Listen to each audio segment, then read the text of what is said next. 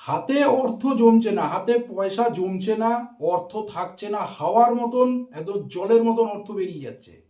এর সাথে বাস্তু এবং আমাদের জন্মকুণ্ডলী অর্থাৎ অ্যাস্ট্রোলজির কি সম্পর্ক, এই ভিডিওটাতে পুরো জিনিসটা বুঝিয়ে বলবো।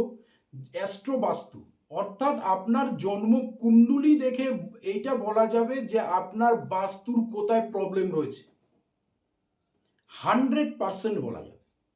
অর্থাৎ বাস্তুর সাথে অ্যাস্ট্রোলজি পুরো একদম কানেক্টেড।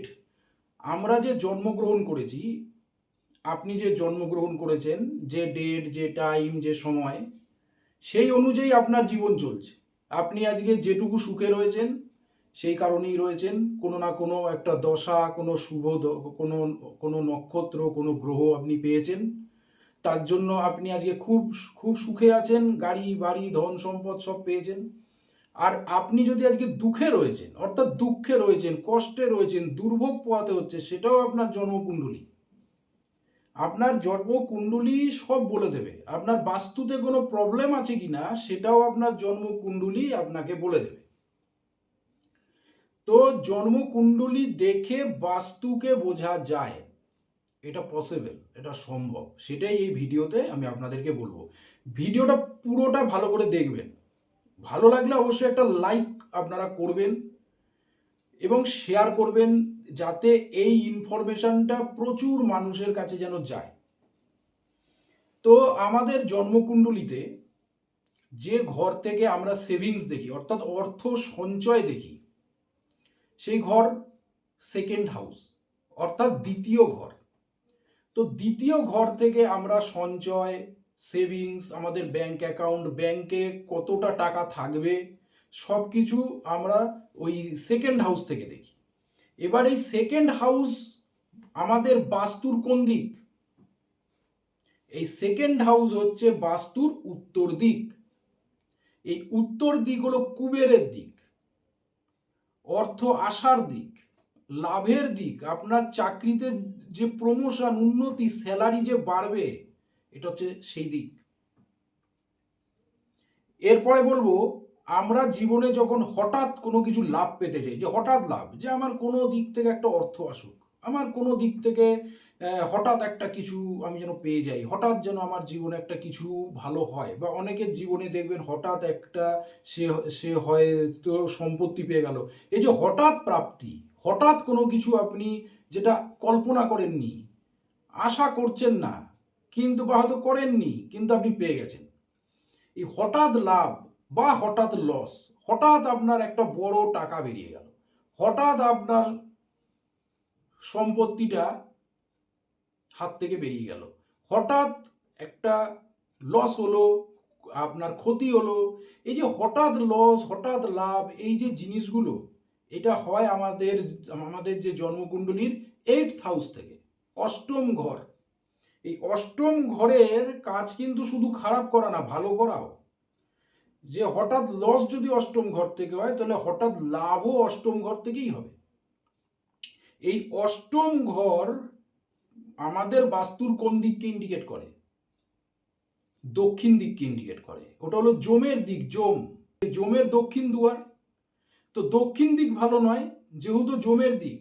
আপনার ওষুধ পত্র, আপনার প্রেসক্রিপশন, এসব যদি বেশি করে আপনি দক্ষিণ দিকে রেখে দেন, তাহলে দেখবেন দিন দিন আপনার ওষুধ বাড়ছে। রোগ একই রয়েছে, ওষুধ বেড়ে যাচ্ছে। আগে দুটো ওষুধ ছিল, এখন দুটো রোগের দেখবেন 10টা ওষুধ হয়ে গেছে, আরো রোগ বাড়বে।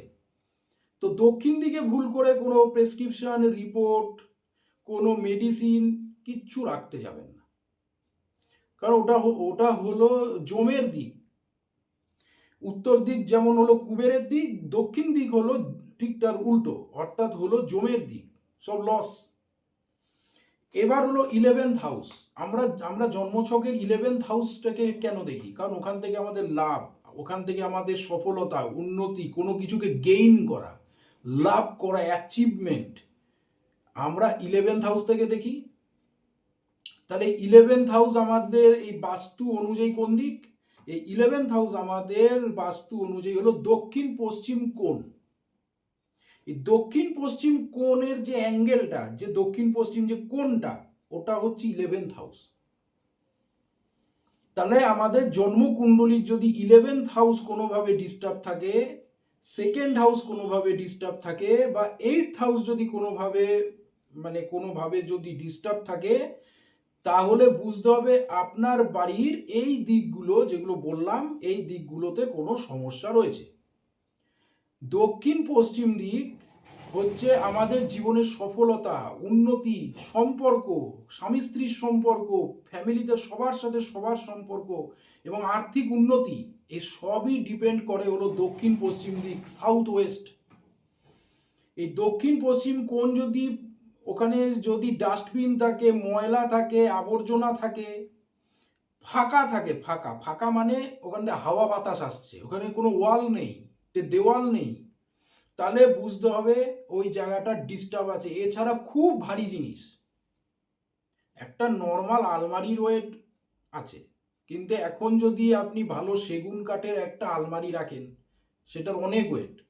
তো হেভি ওয়েটই, খুব হেভি ওয়েটই কোনো জিনিস রাখা যাবে না। এছাড়াই দক্ষিণ পশ্চিম কোণে ভারী জিনিস যত কম রাখবেন ভালো। ময়লা আবর্জনা, কোনো কোনো জলের সোর্স, জল যে কোনো জলের কল বা কোনো জলের সোর্স যদি ওই সাইডে থাকে, সেটাও খারাপ। তো একটা ভিডিওতে এত জানানো সম্ভব না। আপনারা যদি দেখাতে চান আমাকে, তাহলে আপনার বাড়ির একটা স্কেচ করবেন, একটা ম্যাপ স্কেচ করবেন, করে আপনারা আমাকে পাঠাবেন। আমি ওটা দেখে আমি জানিয়ে দেবো কোথায় কি সমস্যা আছে, কোথায় কি সমস্যা হচ্ছে, আর বাস্তু না ভেঙে, না কোনো কিছু ক্ষতি করে কিভাবে ঠিক করতে হয় সেটাও বলে দেবো আপনাদের। তো বাড়ির ম্যাপ একটা লাগবে, যদি ম্যাপ থাকে তো ভালো, না হলে হাতে একটা আন্দাজ করে একটা স্কেচ একটা বানাবেন, বানিয়ে আপনারা আমাকে দেবেন। ওই দিকে কোনো প্রবলেম থাকলে সেভিংস কোনো দিন হবে না, কোনো দিনই হবে না। কোনো না হয় রোগে, নালে হয়তো এমন কিছু একটা হলো যে অর্থ বেরিয়ে চলে গেল। তারপরে হলো শুধু দক্ষিণ দিক, এটা যেমনি হলো দক্ষিণ পশ্চিম কোণ, আরেকটা হলো শুধু দক্ষিণ দিক। শুধু দক্ষিণ দিকটাও কিন্তু খুব ইম্পর্টেন্ট। সেই দক্ষিণ দিকে যদি কোনো সমস্যা থাকে, তাহলে খরচ বাড়বে, মন অস্থির হবে, ঘরে থাকতে ইচ্ছা করে না। আপনি দেখবেন আপনার অনেকের বাড়ি আছে, অনেকের ঘর বাড়ি আছে, কোনো মানুষ সহজে আসতে যায় না, আর যদি আসে সে দেখবেন বসছেও না, মানে তাকে বসতে বললেও সে হয়তো বসছে না, হয়তো একটু বসলো, সে উঠে মানে কতক্ষণে বেরোবে।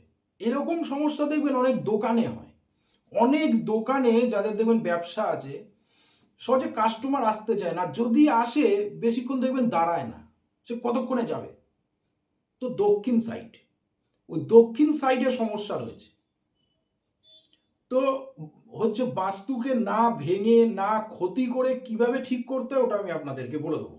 দক্ষিণ দিক যদি প্রবলেম হয়, তাহলে এই যে সাডেন লস, হঠাৎ লস হয়ে যাওয়া, মন অস্থির হওয়া,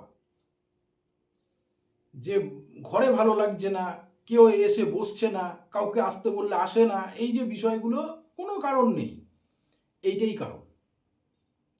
এরপরে আপনাদেরকে যেটা আমি করব, যেটা হলো বায়ু কোণ, উত্তর পশ্চিম কোণ, এটাও খুব ইম্পর্টেন্ট কোণ। যেটা হলো বায়ু কোণ, উত্তর পশ্চিম কোণ, এই কোণগুলোকেও কিন্তু ঠিক রাখতে হয়। বায়ু কোণ যদি খারাপ হয়ে যায়, আপনার টাকা কোনোভাবে থাকবে না, একদম নিমেষে সে কর্পূরের মতন উড়ে যাবে। আর আরেকটা কথা আপনাদেরকে বলবো, অনেকে শিখতে চাইছেন যে অ্যাস্ট্রোলজি আমি শিখবো, অনেকে একটা হরোস্কোপের ছবি আমাকে পাঠিয়ে দিয়ে আপনারা অনেকে আমাকে হয়তো জিজ্ঞাসা করছেন যে এই প্ল্যানেটটা এই ঘরে আছে, কি ফল দেবে আমাকে একটু বলুন। আমি আপনাদেরকে হচ্ছে হচ্ছে হাত জোর করে বলছি, আমি কাউকে শেখাই না। যদি আপনারা দেখাতে চান, অবশ্যই আপনারা আমার সাথে যে কোনো সময় কন্ট্যাক্ট করতে পারেন, ফোন নাম্বার দেওয়া রয়েছে, ডাইরেক্ট ফোন করে নেবেন, আমি উত্তর দেবো। কিন্তু কিন্তু দয়া করে আমি কাউকে শেখাই না। আর কেউ হরোস্কোপের একটা ছবি দিয়ে আমাকে আমাকে শিখিয়ে দিন, রাহু লগ্নে থাকলে কি হবে, দ্বিতীয় ঘরে থাকলে কি হবে, আমার শুক্রটা কি পজিশনে আছে, কি হবে, আমি কাউকে শেখাই না। শেখানোর উদ্দেশ্যে কেউ আমার সাথে কন্ট্যাক্ট করবেন না, এটা আমি আপনাদেরকে বলে দিলাম। যদি ভবিষ্যতে কখনো শেখাই সেটা অন্য ব্যাপার, এখন আমি কাউকে শেখাচ্ছি না, আমি শুধু দেখছি। আপনারা যদি দেখাতে চান অবশ্যই ফোন করবেন, আমি অবশ্যই দেখব, সময় দিয়ে আমি দেখব। তো আজ এ অবধি, ধন্যবাদ।